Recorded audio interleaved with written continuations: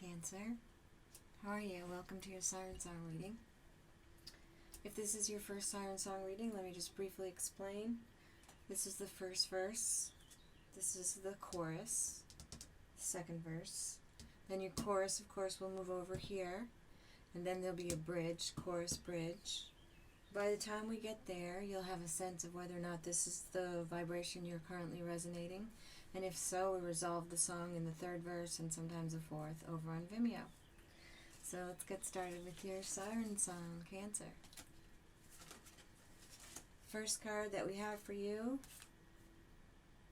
is the Nine of Cups. The Nine of Cups.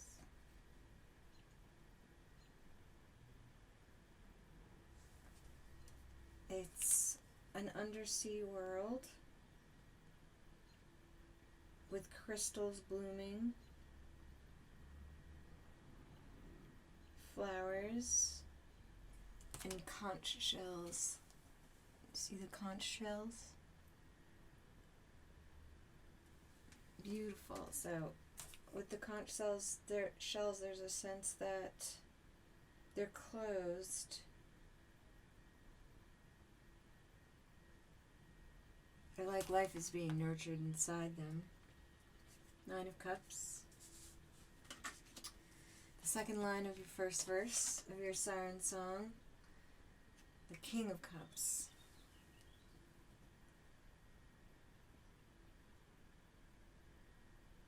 So it's officially the card of Taurus, which is interesting. There is a lot happening in Taurus right now.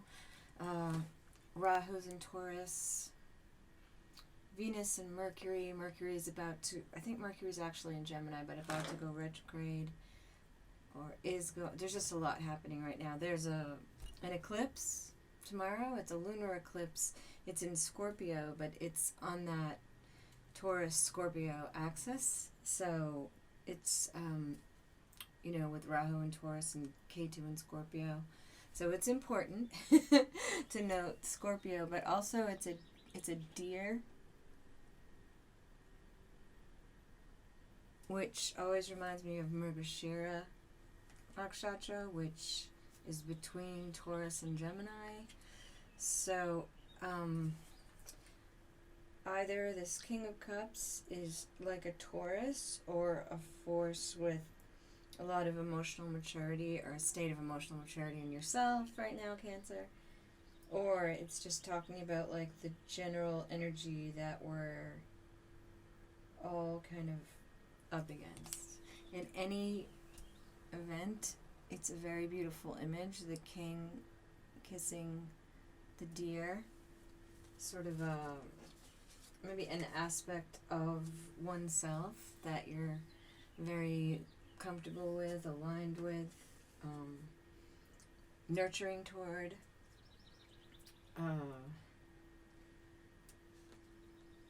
The nakshatras of Cancer. The first 3 degrees of Cancer is actually the tail end of Punarvasu, which is Gemini moving into Cancer. So, ideas and information being assimilated into the heart. And then Pusha, which is about nourishment. And then Ashlesha, which is ultimately about intimacy, but either entwining or embracing. Anyway, if we see any of the symbolism for any of that in these cards as we move forward, I'll let you know, but let's proceed. So just to review so far, we open with the Nine of Cups going into the King of Cups, and then the third line of the first verse of your song is represented by the High Priestess. Wow. It's really beautiful energy so far. There she is in all her glory.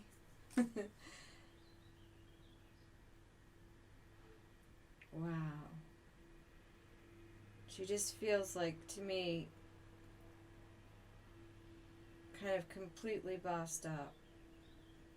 She's underwater and her hair is like swirling around. She has a sort of sacred geometry halo behind her. What I get from her is just like clarity of authenticity. And there's a bunch of seashells all around her here.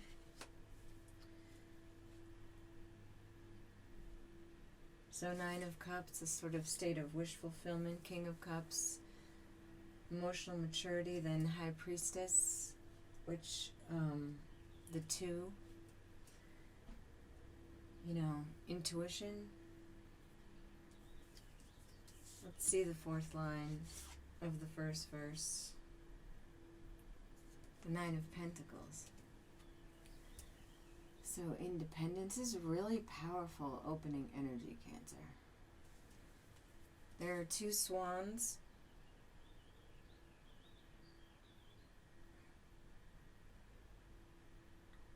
On what looks like a hair ornament.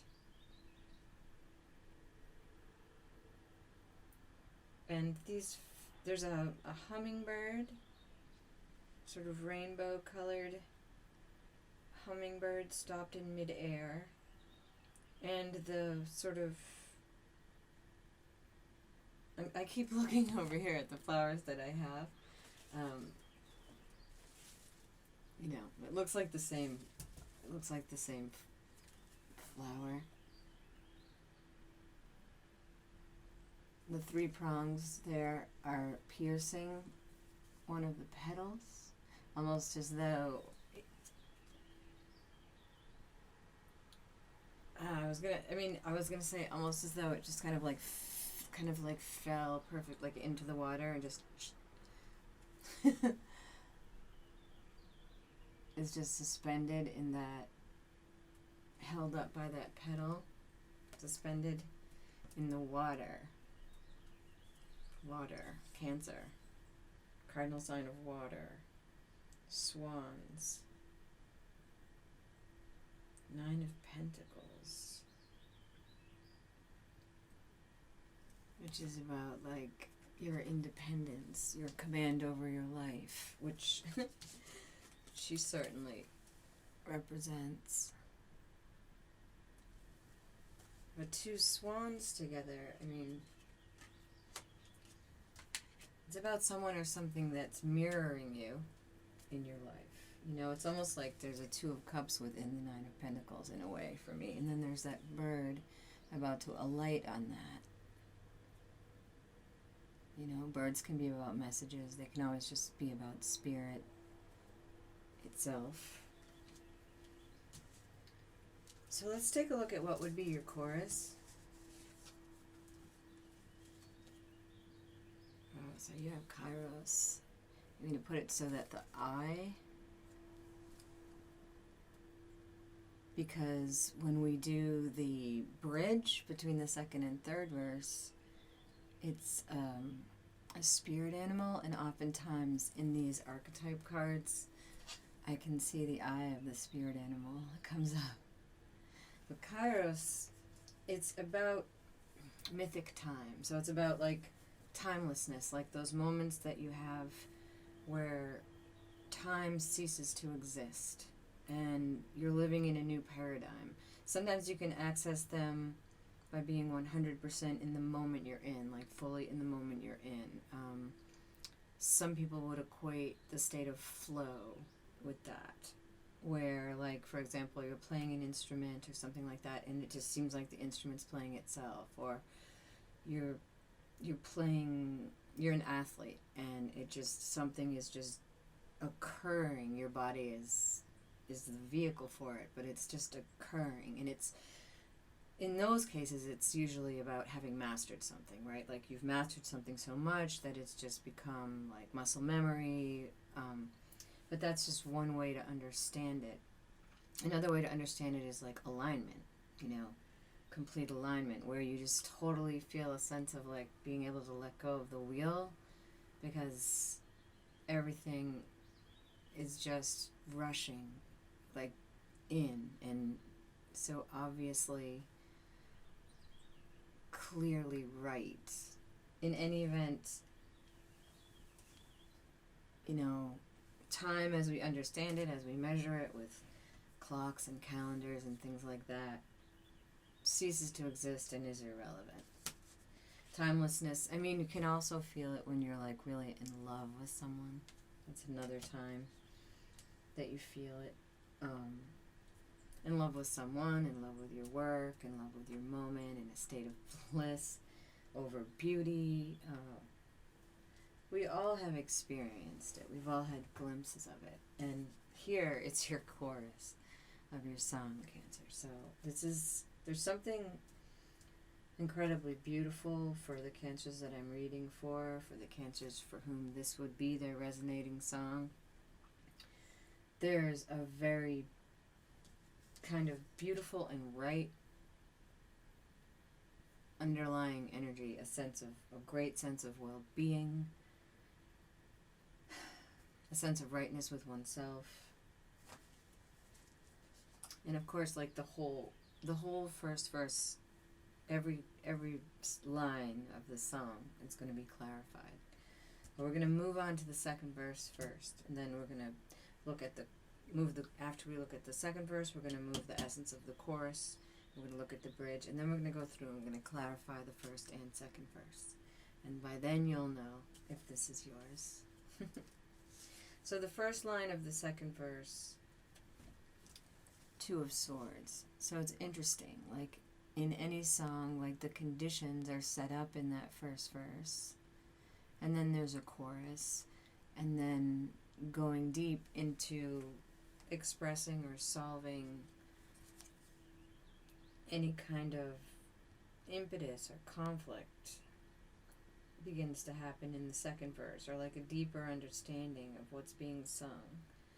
And we have here the Two of Swords.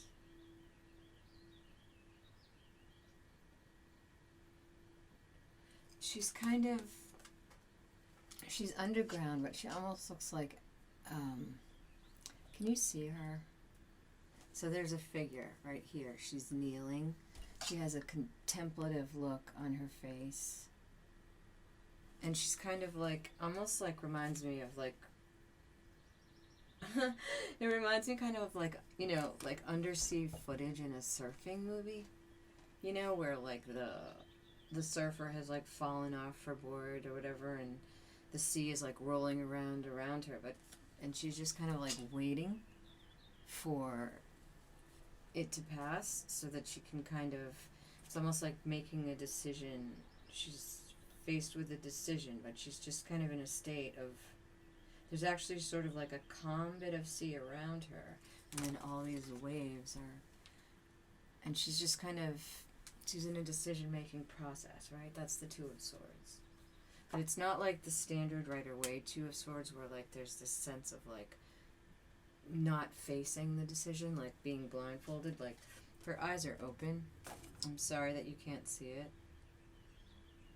And she's sort of like gazing off to the side, like more like she's in more of a kind of reflective thinking part of her decision-making process. In the second line of the second verse, we have the Emperor, which is represented by a seahorse. A very beautiful animal, the seahorse, especially with regard to the male seahorse, who has a far greater role in, producing offspring, so continuing to populate the earth. There's kind of like an almost a reversal of responsibilities when it comes to seahorses, which is really beautiful. So the Emperor, card of Aries officially, the number 4. Cancer is the natural 4th house. Got the same seashells that were in front of the High Priestess. So it's almost like the same exact,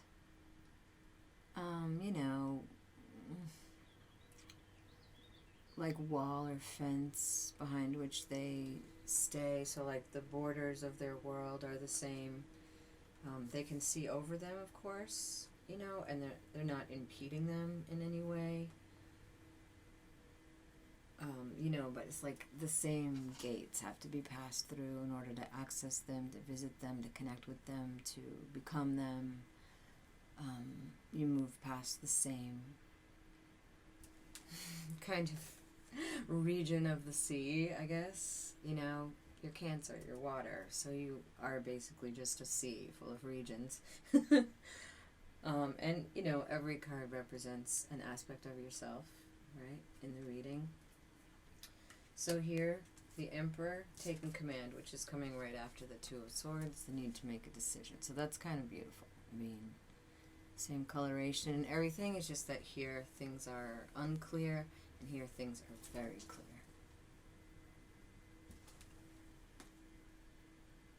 And you've become the very capable seahorse.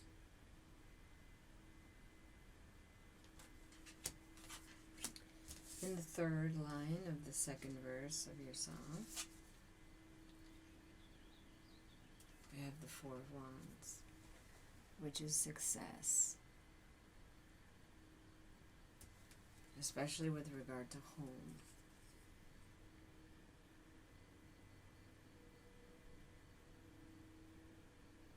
It's got 4 beautiful undersea. It's actually 3. I always think there must be a 4th one hidden. Maybe the artist just wants us to continue searching for that, right? Just wants us to continue searching for that first, 4th, kind of like exotic bird in the quote-unquote happy home of the Four of Wands. You know, it does feel like they've carved out a beautiful existence under the sea, you know, within the water, within the regions of the water that are Cancer. My Cancer siren. So, reviewing. At the beginning of the song, your wishes are fulfilled, there's emotional maturity, or there's some counterpart, or there's sort of great flourishing of movement within the current moment with all the energy that's in Taurus right now. The High Priestess, so touching down, coming from a very like clear place within yourself, within your intuition. And then the Nine of Pentacles, being very strong, standing on your own. But in this Nine of Pentacles, sort of alighting on what I'll call like a mirrorship, not necessarily a partnership, a mirrorship, alighting on something that sort of accurately reflects you within your world. That can be another person, as it is in like, often interpreted that way, like in the Two of Cups. It can be just something you absolutely love doing right now. It can be anything, but you're alighting on it. And we have, as your chorus, this sense of like beautiful timelessness, mythic time. Sort of, time ceases to exist at that beautiful state of flow or alignment. After your chorus, we move into the Two of Swords. You're sort of just before you come to clarity, then into the Emperor energy, Seahorse. It's kind of like a balance of masculine and feminine in this card, in my opinion. Although the Emperor is usually thought of as being, you know, the embodiment of all the kings and very masculine energy. Here, the Seahorse, which takes on some of the responsibilities that are typically assigned to the feminine. To me, that's a very enlightened Emperor. And then from there into the Four of Wands, the beautiful happy home card, a sense of foundation. But, you know, in this card, like a message to always keep searching, keep refining, keep looking, you know. And then the 4th line of the second verse is this beautiful Ace of Pentacles, which has an owl just about to seize a mouse. I think it's the moon that's in the background, the full moon. I see the full moon in the background. I have full moon on the brain, of course, because we have this full moon lunar eclipse actually like I think it's officially tomorrow, but the energy a week to 10 days before, a week to 10 days after, it's kind of like about in the full moon lunar eclipse on the K2 end in Scorpio, in Anuradha Nakshatra. Anuradha means to follow Radha. Radha, follow Radha. Radha is like the ultimate devotional.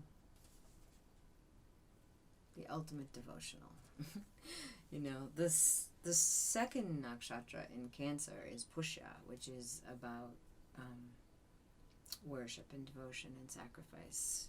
You know, there's a lot of differences in their stories, but even in Pushya, that devotion, which is often more associated with like nurturing, you know, children or families or home matters, can lead to, creates like a spiritual energy.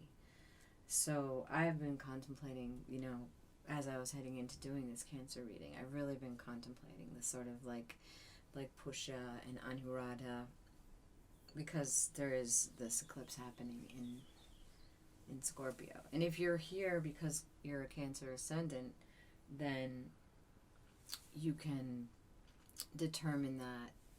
See, so, you know, Cancer, Leo, Virgo, Libra, fifth house eclipse.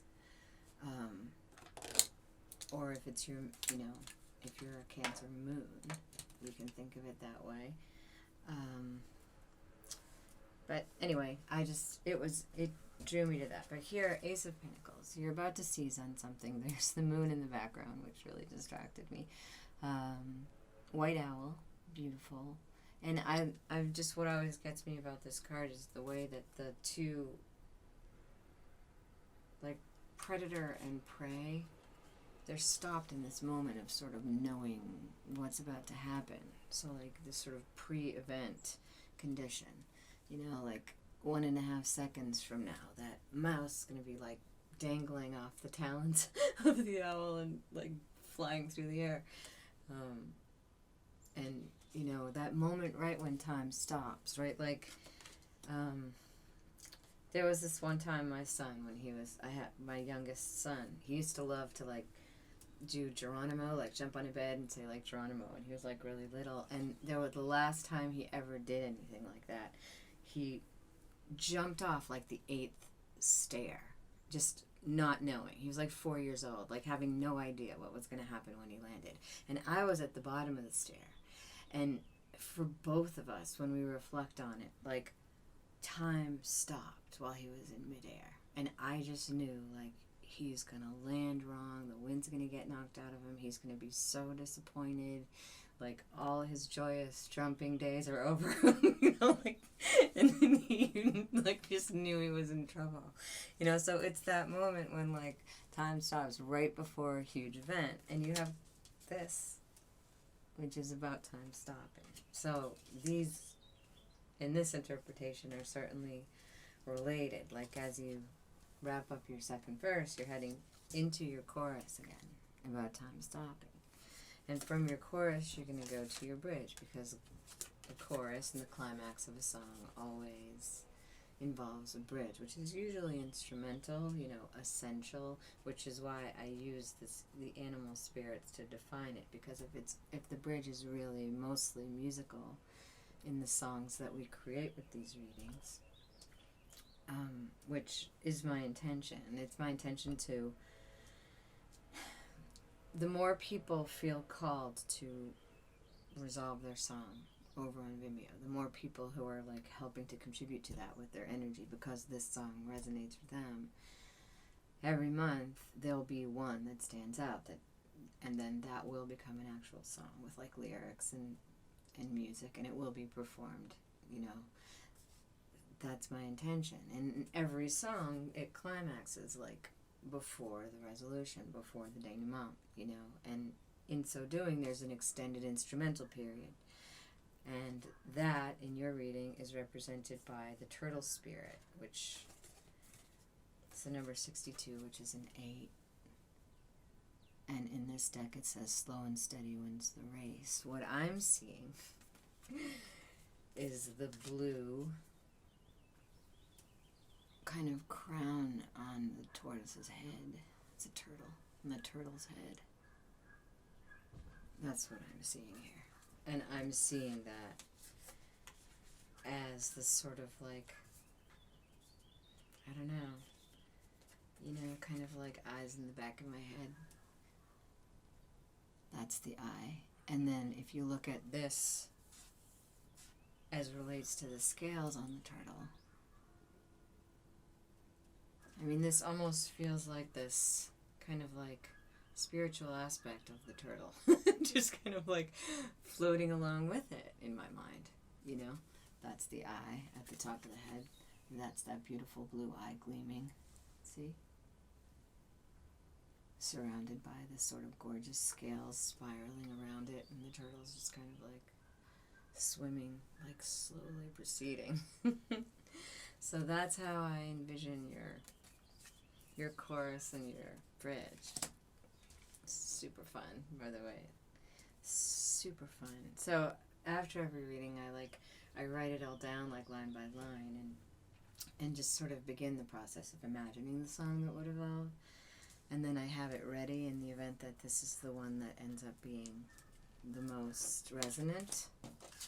And I'm like already looking forward to doing that. But before we move into the resolution on Vimeo, I want to clarify every card for you. So your first card, first line of the first verse was 9 of Cups, and it's clarified by the 10 of Cups. Like, how cool is that? Beautiful. Beautiful. And a quick look, you know, like it's almost like one by one these crystals, these underwater crystals just kind of release and rise. You know, I know here they're like bowls kind of like rising up along a rainbow, but I just see it as an extension of that. So that's pretty gorgeous. And then the King of Cups that you had as the second line of the first verse of the song is actually clarified by the Page of Cups. I love the Page of Cups. As you can see, the energy is emanating from the heart chakra, and it's kind of like rising out of his own heart, having a sort of out-of-body experience. You know, pages are usually messages, cups are usually emotions, so in kind of standard thinking, it's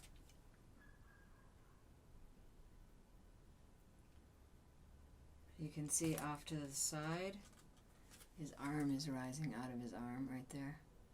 And there's another, they're making a heart, this arm and another arm that's being contacted by the Page of Cups.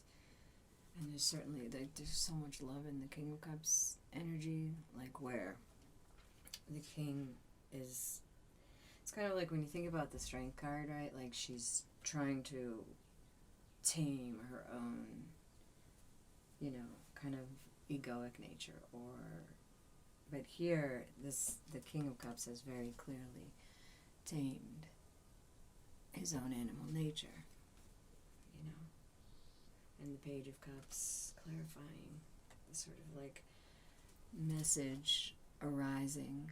It's kind of like the state of being of the King of Cups, right? Messages arising from his own heart, taking him out of his own physical body and connecting with others. In the third line of the first verse, clarifying the High Priestess, you actually have the Ace of Cups. Yeah. How gorgeous is this? Oh my gosh. Intuitive about a full heart.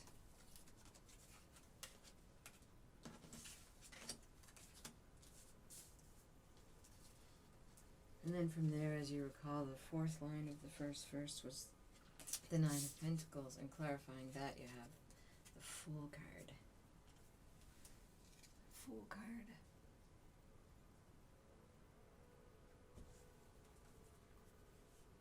It's almost like, so if we look at it this way, remember that bird within your, like, you're very sort of like stable, and you know, you're well There's so much well-being in yourself in the Nine of Pentacles. And that bird about to alight on that sort of joyous mirroring experience. And the Fool, she's just, it's almost like she's, I know she's about to leap, but to me she looks in this card more like a sort of like town crier. You know, she's kind of like holding out this beacon of a crystal, and she's just kind of almost like announcing. It's like shouting from the rooftops kind of thing. You know, like shouting your love from the rooftops, your love of something. There's an aspect of you that's sort of like rising out of yourself here, having embraced your own nature very intuitively and kind of like unblocked in the fullness of your heart, and kind of in this state of well-being, shouting it from the rooftops. It's kind of gorgeous. And then the chorus, right? Time has stopped. Time has stopped. Just kind of floating along as a sort of spiritual being almost. The second line, oh my god, there it is. I talked about the Strength card, right? Card of Leo. The Strength card. Clarifying your kind of contemplative phase of your decision making.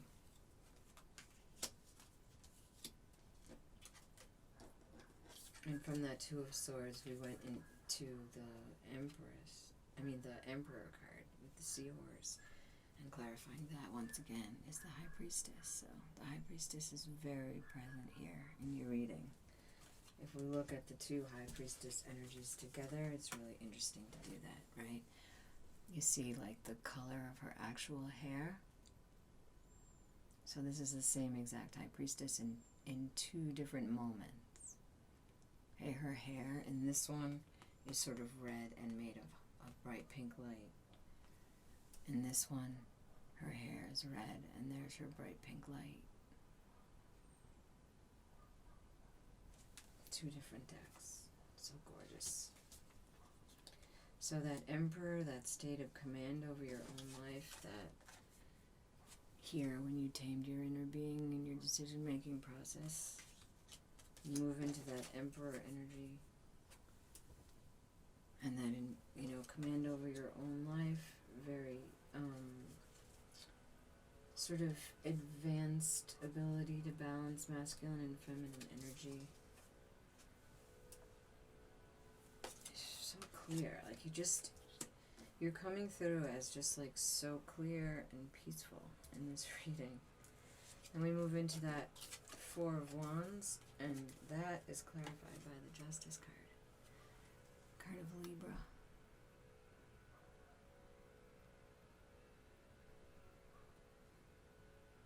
Again, there's that very, very peaceful look on her face.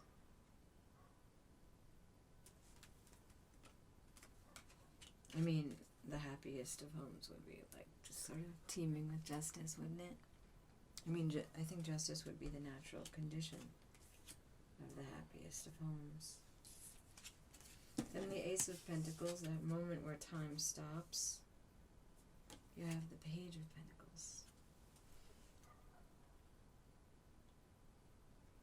Holding a pentacle, but also almost like a target. It's like a target. It's like as if for the owl, the mouse is the center of the target. For the mouse, the owl is huge, right? So the owl is the whole. Beautiful. And they're looking at, that's what they see when they're looking at each other. They're each seeing, well, the owl is certainly seeing more of an opportunity. The mouse is actually looking right at the sort of bottom of the talons. You know, this is what's about to consume me. This is what's about to consume me.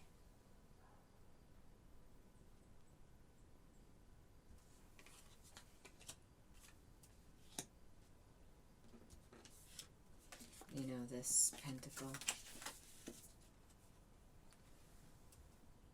Right there.